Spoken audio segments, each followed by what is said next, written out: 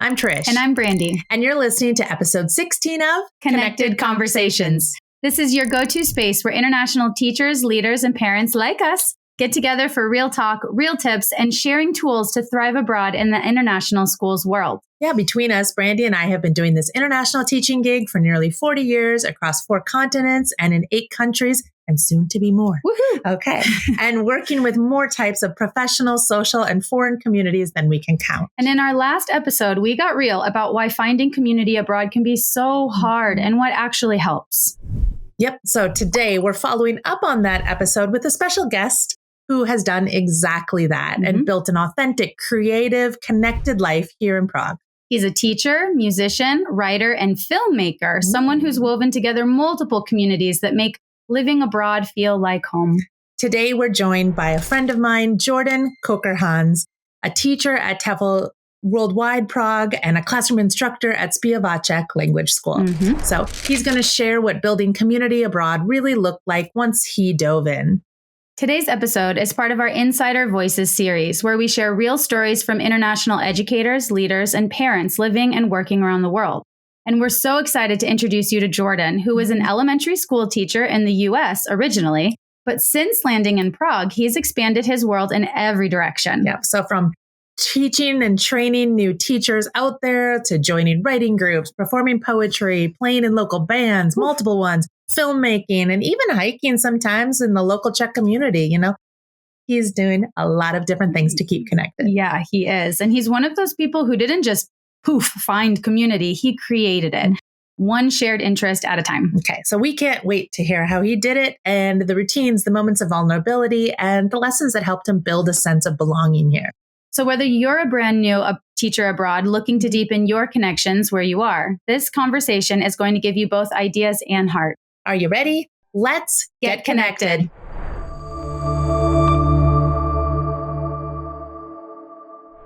All right, Jordan, welcome. Just to start our listeners off today and give them a little snapshot, what first brought you to Prague and what does it look like for you now between all of the different jobs you do around Prague? I'll try to shorten this story as much as possible. why I ended up in Prague. First of all, my first connection to Czech Republic was I went to film school in Utah, and one of my professors was Czech, and he introduced us to some Jiří Menzel films, and I was already like, oh, I vibe with this. And then a couple of years after that, I visited Europe for the first time, and we were hitting all the beer destinations. Of course, that's what you must do. Yes, exactly. So we went to Munich, and then we went to Pilsen, and it was really funny. In Pilsen, all of my friends can attest to this. They were witness to this.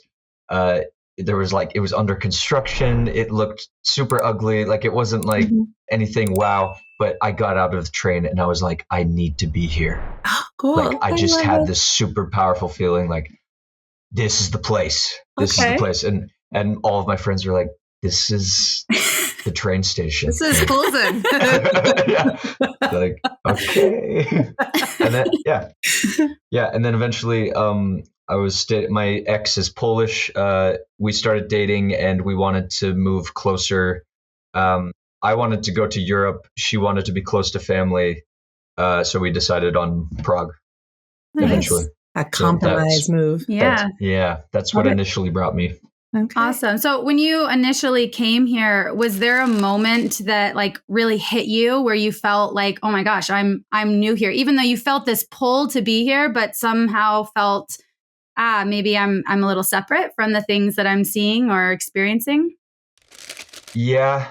I think everyone feels that to some degree in Czech Republic, just because the language is not very easily accessible, right? Yeah. Whereas it would be if you went to Spain or something, you can pick up bullshit Spanish pretty quick, right? It's true. But you can't bullshit Czech. No. You have to put in the work.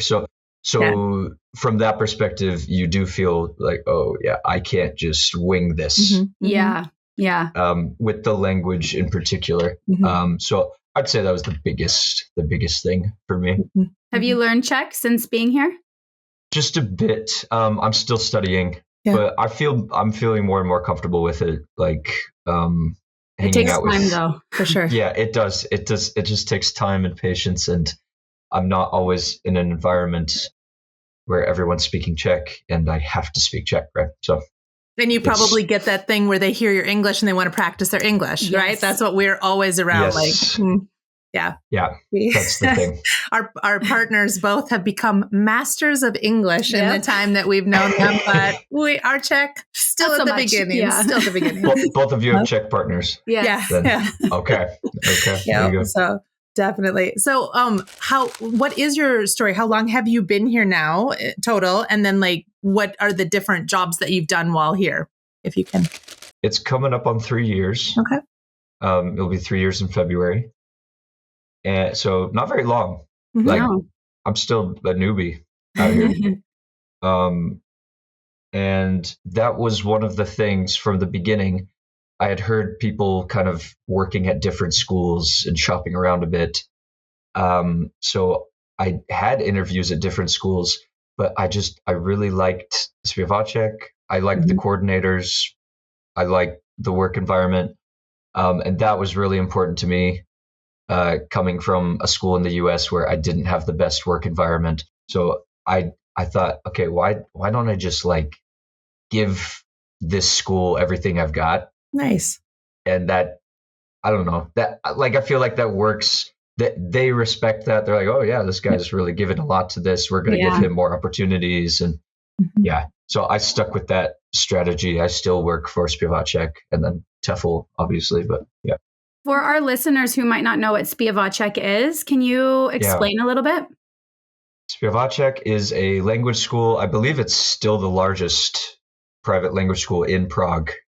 And they offer courses for all ages, public courses for adults in the evenings, something they call post-secondary courses, which are for university students who have not gotten into university yet, and they have a gap year to study English, teens, kids, everything. Do you have a favorite in there that like a course or a group that you specifically like working? Maybe it connects to you were a teacher before, or you have some teaching background from the States, right? Yes. Yeah. I was teaching elementary school in the States. Is that the group you connect with most when teaching language classes? Out here, it's been different. I've worked with kids out here, but I've mostly been working with adults, and that's been a nice switch for me. I've really enjoyed it, and I've had some great experiences with those first public adult courses that I took when I moved here, of just like really awesome people that I was able to spend every week with, as they were working with their English, and we just became friends. I mean, that's the goal is you just become friends with these people and you show up and you don't have to think about it. You're just talking. Oh, I love that. Good segue. I was just going to say that's a great lead in. So it sounds like you building your social circle here has happened very differently from, I'm guessing, how you had your community back home. How has it compared and contrasted these last 3 years, you building this community for yourself versus what you had back home? Yeah, back home, it's kind of like limited options in some ways in terms of community. So like I have a very solid friend group back home of people that usually the connection is through high school somehow. Yeah, right. So met them through high school, and things that brought us together were like video games and cars and stuff like that. So I still have that group out there, but in terms of community, I never really got into the music scene or something in Utah because it was just a different vibe, and I just didn't fit. I just didn't fit in, or I didn't feel comfortable in it, as well as film and other things. Just didn't mesh. Yeah, and that happens. You'll show up to a new place, and sometimes you're like, "Wow, okay, I just don't mesh." Yep, for sure. Yep. Right. So that was very different coming here, where I was like having a lot of success meshing in these communities here, and I was like, what's going on? Like, like Don't what's question different? it. Just go. Yeah. And Utah's very like religious. I was religious for a lot of my life, but now I'm not, and that kind of limits your options as well in some regards. In Utah, it's not like impossible to form community, but it certainly limits your options. Mm-hmm. I can understand that. So what were some of the ways that if you weren't in the music scene before, and I know you are in the music scene here, how did you connect with those people? Or what did you answer a Facebook ad? How'd you find people? Yeah. So I was still doing music, right, in Utah. Mm-hmm. I just wasn't really like part of let's go to this jam session tonight or something like that. Like I wasn't doing that in Utah. We were just going to our friend's basement and recording music. Mm-hmm. Like that was it, So it was very isolated. So here it was like the first time it's everyone says like Prague is like a big village. Yeah. Right? So there's always something going on near me. Yeah. And they're like, oh, can you play guitar? And then you start playing guitar with some people and they're like, oh, you're good. Hey, I've got a show that I can't go to this next week. Like, do you want to cover for me? And then you're playing a cafe show and then you meet somebody else. And so very organically, it has evolved for you.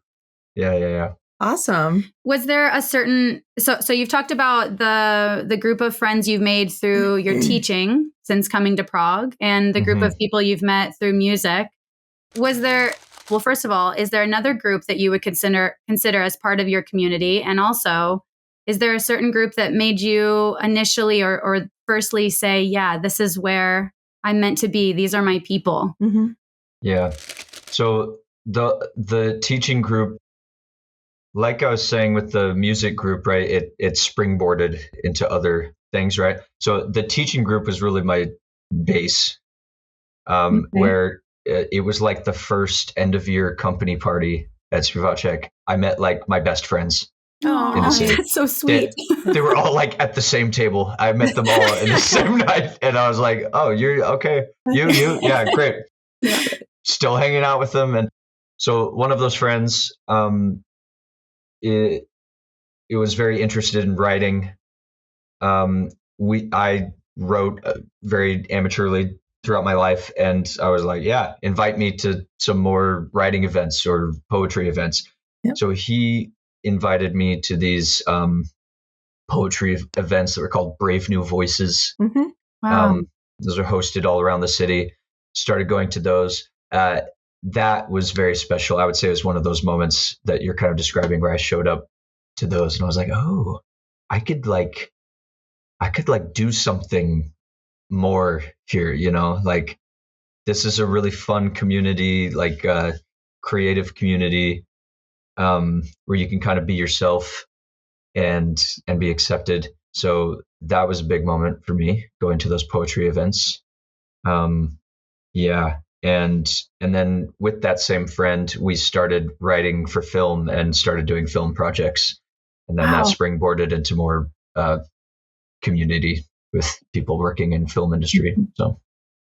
Oh my gosh, I know. The whole spectrum of the arts here. The arts, this is why the arts cannot die in America. Like we cannot lose it. You have to go to tech to get it. Yeah, for sure. So how many people, I would say many people find that their first friend group in the beginning doesn't actually become their forever circle. Have you noticed that there were maybe some in those first 3 years or 3 years ago that kind of fit really well, but then you're like, okay, I don't know, for some reason, there's been a moving on. And do you have any advice for any of our listeners who might notice something like that or something like that?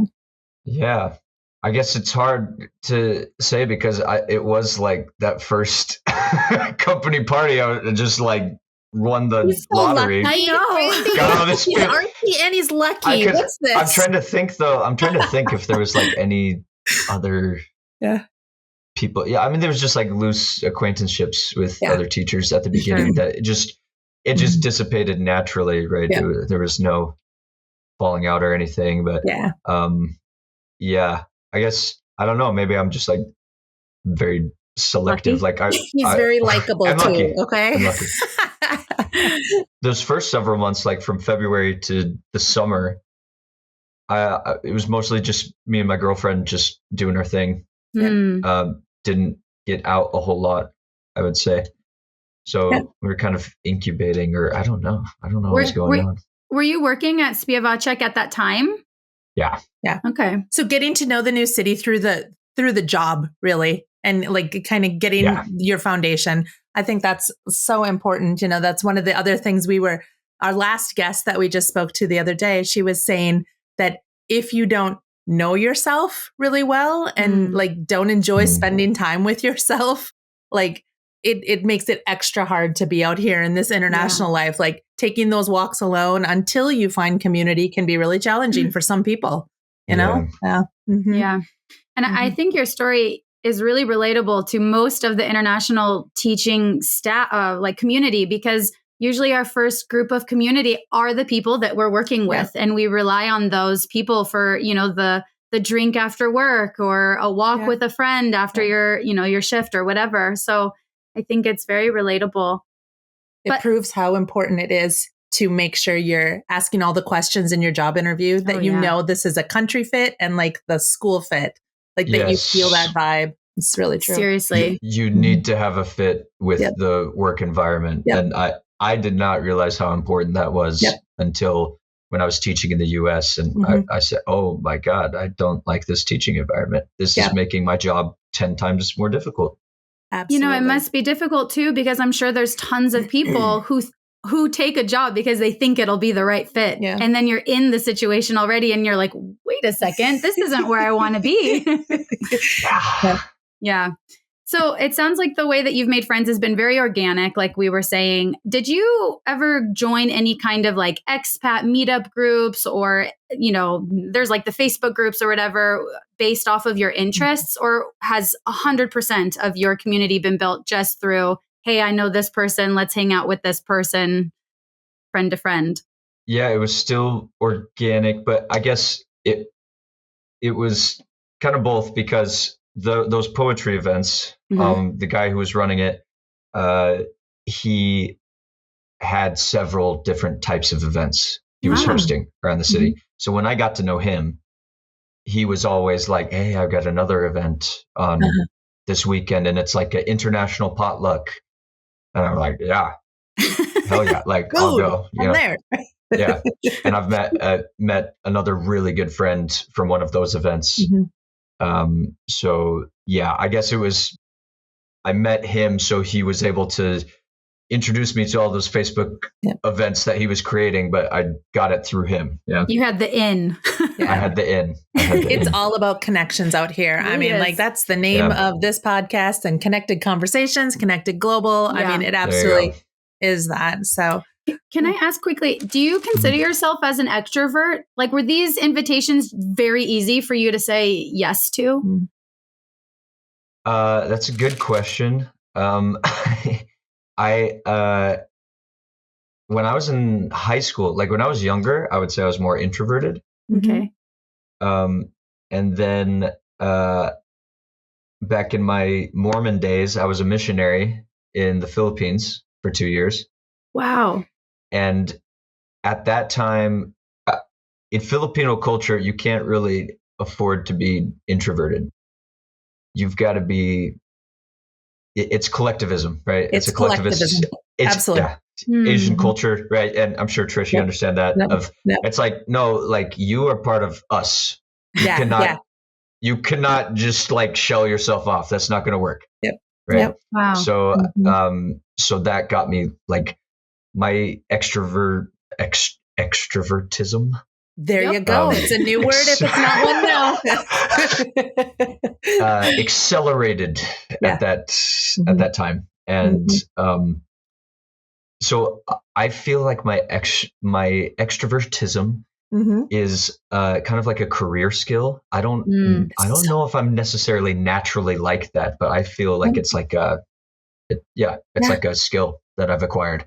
Yeah. Oh my gosh. And I feel like one day after we were training, because we met at, TEFL Worldwide Training together. And I feel like at one of the evenings, like the graduation parties, you and I had that conversation about how you spend all your energy all day, like out there expressing everything. And you can kind of feel the battery just depleting. Mm-hmm. And we are both people who need to go home, read the book, charge, and get the battery filled up. And it maybe takes a couple of days before we can go back out and give that much again. But we're the fun people to be around when we're out. But it can drain on if you're more introverted in that respect. So definitely. Yeah. I definitely feel that. Yeah. It is a skill, and it drains my energy. So by the end of the day of being extroverted all day, I'm like, nope.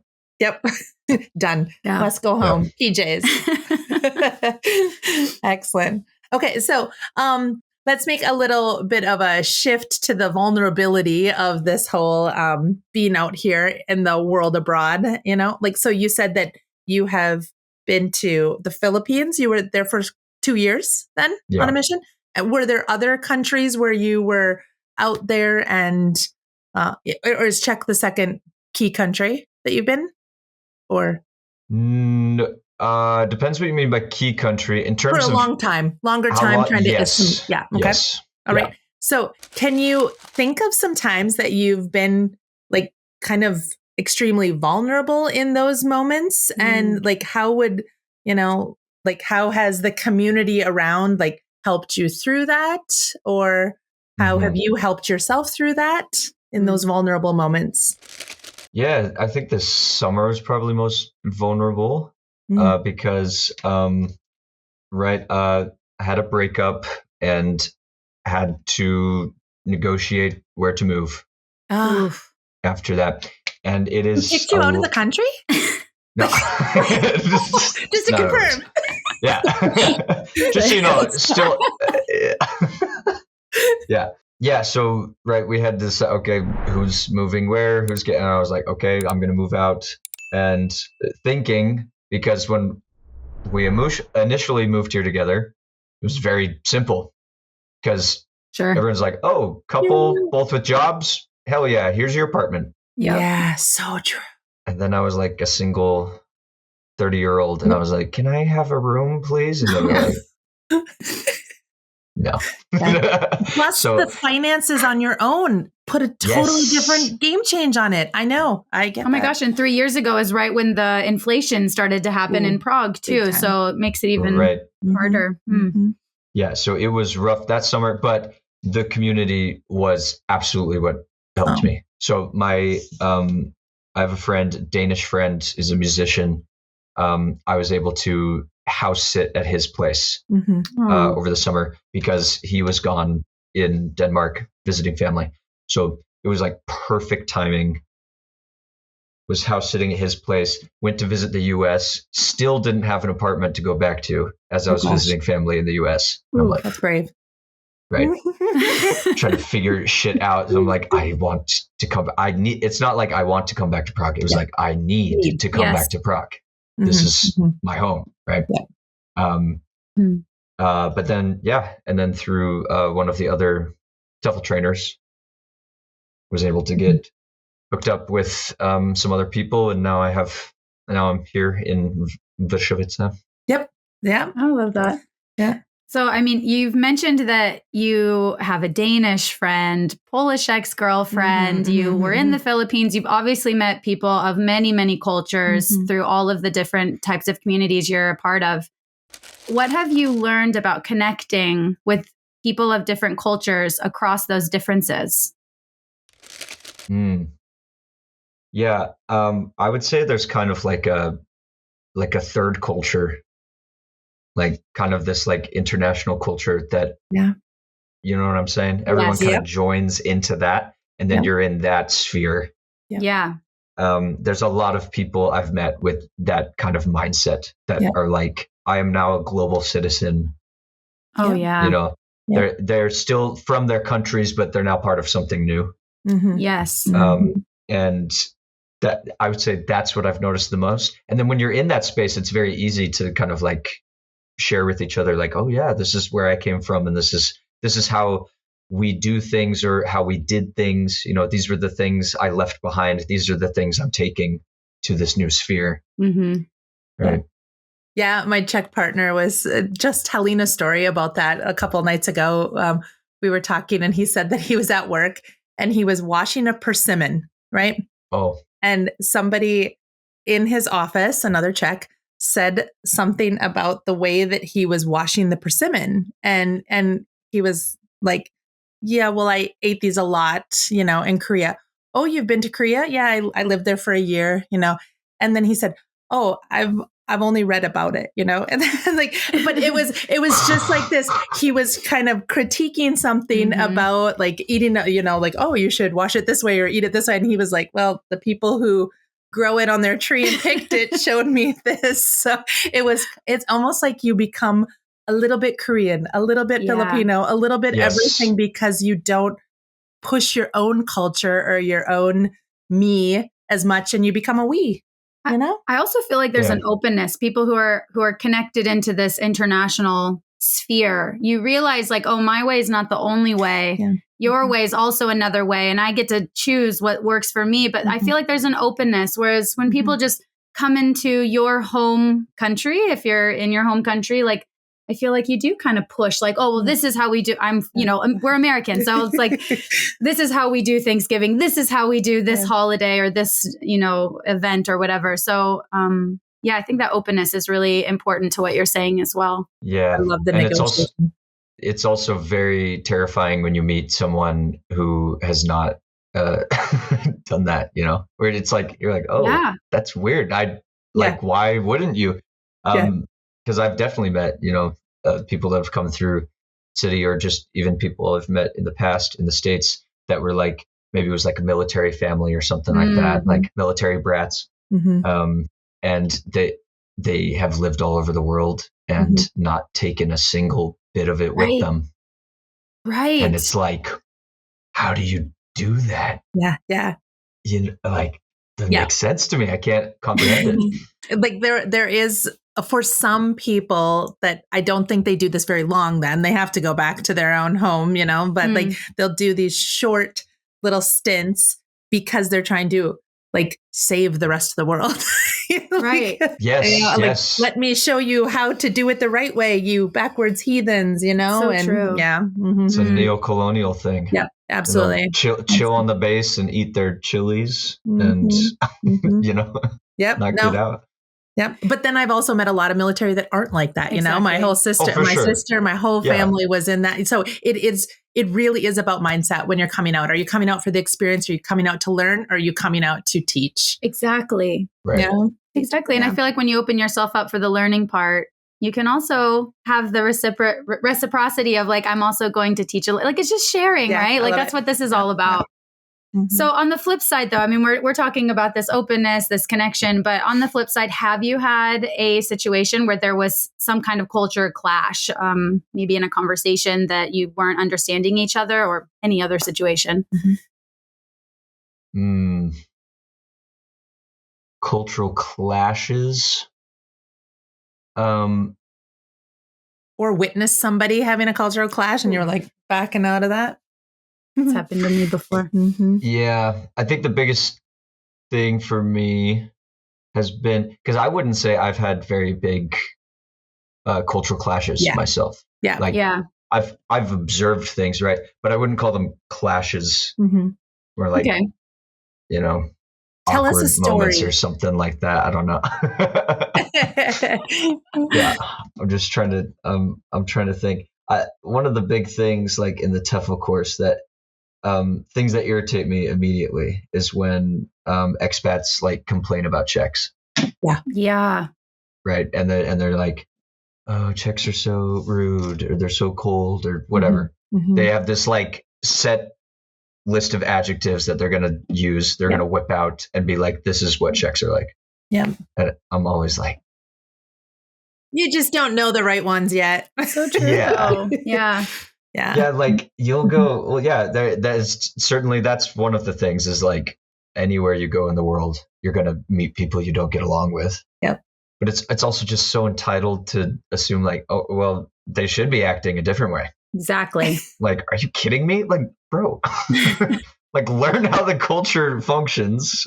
Yeah. Especially when you're in their space. We're in their country, you know? Yeah. And, so true. and all the people that do that are usually putting in zero effort to understand the culture, which is like, just like watch some Czech films, go out drinking with some Czech friends. Yes. Yeah. Right. Go do something that's engaging in the culture of this place you're living in, because I'm very passionate about that. Like Czech has never been the aggressor. Yeah. Yeah. They're just in this little pocket in Central Europe and everyone keeps trying to plow them over. Yep. So true. Yes. And they're like, just let us drink beer and be happy. Okay. Like just leave us alone. Nature, in our garden, planting potatoes. I mean, seriously. We don't owe you shit. Okay. Just like, if you're here, be part of it. Okay. Yeah, that's not much to ask for. I can't remember the name of the Czech language book, but I mean, like I've picked up so many study Czech in 90 days kind of books over the years, but there's one that has a foreword written in it. I specifically remember that it said exactly what you said. Czechs have never been the aggressors, like, and that is why we have survived for, this many years. It was listed in there. And it was like, because these people came in, couldn't learn this language. These people came in, couldn't learn this language, and we still survived. And it's really true. Yeah. Like, yeah. So, so we've kind of touched on like you've been 2 places and like started over. It sounds like it's been successful both times. So we'll kind of go to like, how about the people back home, back in the States there? Like, how do you keep your roots watered back home? What's a way you stay in contact with those friends, but then you obviously don't share your day-to-day of everything here. And how do you find that balance? Yeah. You do. Yeah. That's I would say quite an issue for me because I need a lot of reminders to like keep my relationships in check. If it's not like right in front of me, I have to be like, I feel like, okay, like I need to call this person. I need to like spend time because I don't perceive it as like neglect. I'm like, oh yeah, that person, they're awesome. And then I talk to them the next time. They're like, I haven't talked to you in like 3 months. And I'm like, girls, you're hearing it there. That's a guy thing, right? Yes. Yeah. I'm sure that's I'm sorry. I just kidding. Yeah. You two listening, just like, yeah. We bet you're doing that. Yeah. So I need to like work harder and better on that. But say with family, a bit of distance has helped our relationships a bit. Like I think it keeps it in a more healthy place. And we're all adults. We're all grown-ups. All of my siblings are married with kids. They're very busy. They have their own lives to attend to. So we have each other for those moments. We check in on each other, but otherwise we're quite independent. With my friends, mostly just sending extremely cursed memes to each other on a daily basis, and that's our little love language. Love it. Yeah, that's the new language. It is. Yeah, it's like I'm here, I'm thinking of you. Yeah. Like I knew you would like this, or sending little voice messages. That's how I'm mostly keeping up with my friend group back in the States. Do you feel like any old friends from life back home have faded out of your life, or that those friendships, disintegrated as you've been abroad? Yes. I would say too, it allows you, the distance allows you to more easily recognize some like toxic patterns. Yes. And you're able to go, oh, maybe I don't want to keep this friendship. Like, right. You go nose blind when you're in it. So when you take a step back, you're like, I should make better choices for myself. Yeah. That's not bringing me to a higher place of me. Yeah. So that's happened. Yeah. That's happened with a few people, I would say. But a lot of them have stayed strong. Yep. I assume you're kind of like us where you go back once a year or something like that, maybe twice a year. Is that right? Yeah. This year's different because I'll be back twice this year. Okay. So I was already back, and I'll be back for Christmas for the first time in 3 years. Okay. I'll be home for Christmas. Aww. So excited for that. So do you have where Brandy and I, like, when we go home, sometimes, there's that first, your aunt, you haven't seen your aunt for a long time, or you see the uncle for, first time in a long time. And then they ask, like, oh, how's Prague? How's the weather over there? And they ask those same little questions, but then it's like, and then it shifts back to, their world. And you get like the 3 questions. Yeah. And then you almost don't know how to be in the family anymore because your life has changed so much, and you're not going to sit and pontificate about it, but is it an on? Yeah. You know what I mean? Exactly. Yeah. Like finding that balance. Because I do not want to be the guy who shows up and you're like, well, in Europe. I know. Right. Yeah. You guys should try it. Which I do that to my friends though, where I'm like, you guys have to move out here because right, they're like sitting there. Like, I'm like, the lifestyle is just better out there. And you guys are all young, like come out with me. Like it's really nice. But yeah, with family, it's always been weird. Every place I've lived, actually. But I think part of that is because I'm on the younger end of the siblings. Okay. So any place I go, and I'm like, I've been living in Prague, and it's really cool. And then the older siblings, and I lived in, and they all start talking. And you're like, all right. Okay. Yeah. I get that. Yeah. So you said that this is your first time going back home for Christmas in 3 years. Yeah. During the other Christmases that you were not back home, was there anything that you did while you were abroad to help you feel that sense of, the tradition, the rituals of the holidays to help you maybe not miss home? Yeah, I mean, I think that's like a very cool thing about Christmas is that like Christmas is Christmas. Kind of like, I don't know, like I've had Christmas in a couple different countries now, and I'm always like, feels nice. Like I don't feel far from home because there are these kind of shared things in each culture. They're different, but there are some shared points. I was in Poland the last 3 Christmases, and Poland's huge on Christmas. They've got some really great traditions, and always felt at home out there. Can you share, what are the Polish traditions? They don't do Christmas carp like these Czechs, do they? They do. They do. Yeah. Because that was a communist era thing. Okay. To have the carp for Christmas. So Poland does the carp thing in the bathtub as well. In the bathtub? Yep. Yes. Make friends with it before you let it go on to its next life. Yep. On the plate. They do the carp. They do they also do a potato salad, a different type of potato salad, but big Christmas dinner. Yep. And then presents after Christmas dinner on Christmas Eve. Yeah. Okay. Well, okay, so it's very similar to the Czech tradition then. Yes. Do they have the little baby Jesus that magically flies in and leaves the presents? Love it. They have baby Jesus. Okay. Yep. I didn't realize it was the same. Ježíšek. Yeah. Ježíšek. Yeah. So they also do baby Jesus, and then everybody goes to church. I mean, I think that would be the biggest difference is the Poles are showing up for midnight mass, where Czechs are not really as inclined to do that. Yeah. So, which is really fun. You go to the church and they turn off all the lights. It's candle lit. And it's just all these Poles singing their hearts out to these like old carols. It's really special. That sounds beautiful. Wow. Lovely. So is there like one small thing that you would want to pass on to something that someone told you early on about this life abroad that maybe you would now want to pass on that wisdom, or a recommendation you would make to somebody trying this life out for the first time and moving abroad? Any recommendation? Yeah. I don't know. Like, I know things that worked for me. What really worked for me honestly, was I had to like make a list of things I wanted to do and how I wanted my life to look.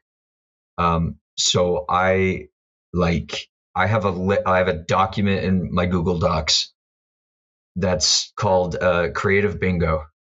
And it's just like a list of things where I'm like, I want to do this. I want to work on a film. I want to like play a show. I want to do all this. And then I just have that visually, it's kind of like a vision board, basically. Right. Yeah. It's a vision board.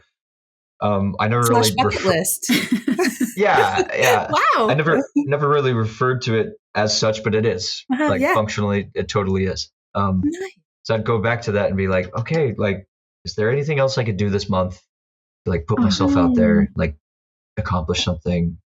Love that. That's wonderful advice. Yeah. But that's really helped me, because I think if I didn't do that, it wouldn't happen.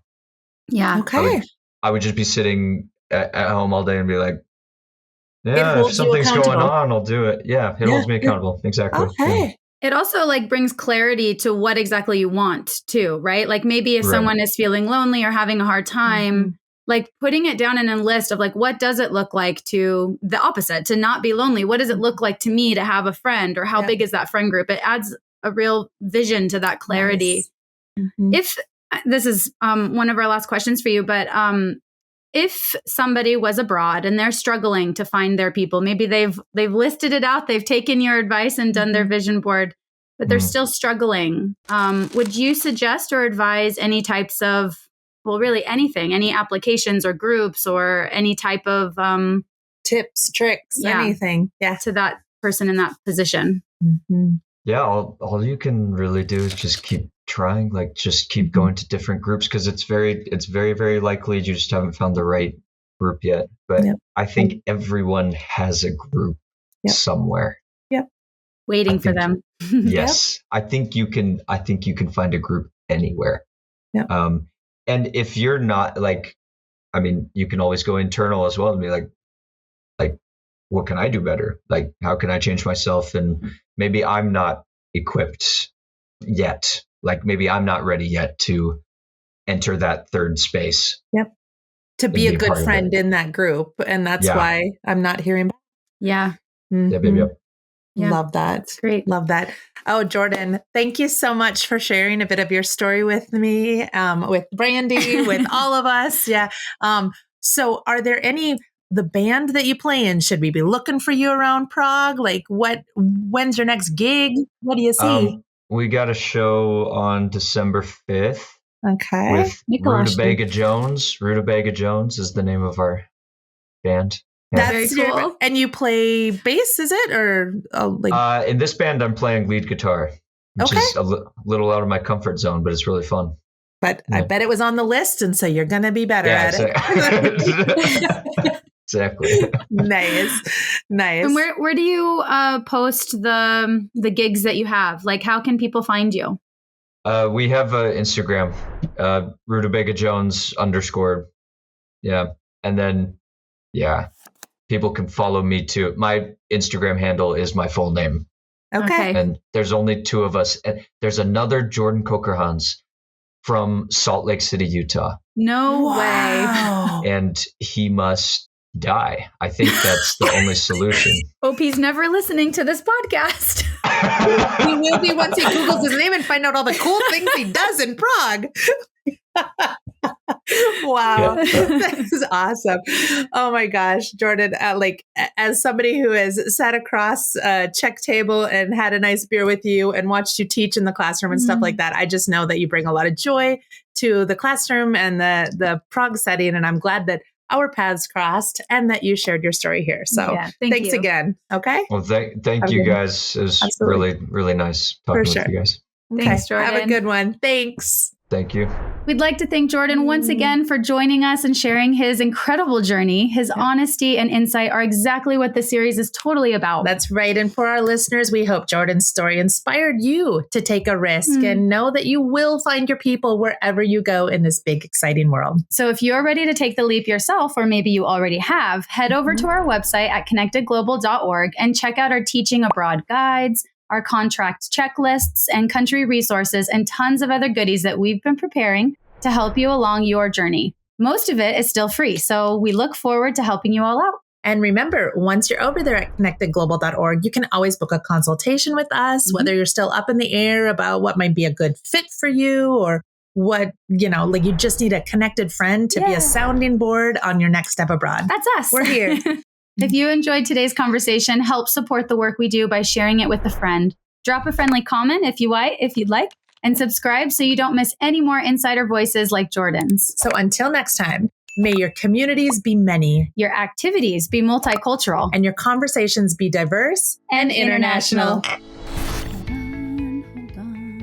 Hold on. Wait, where is the play? Okay, so 3, 2, 1. All right. Love it. Well, you weren't really hanging up. You were just acting. I know. Blow your mind.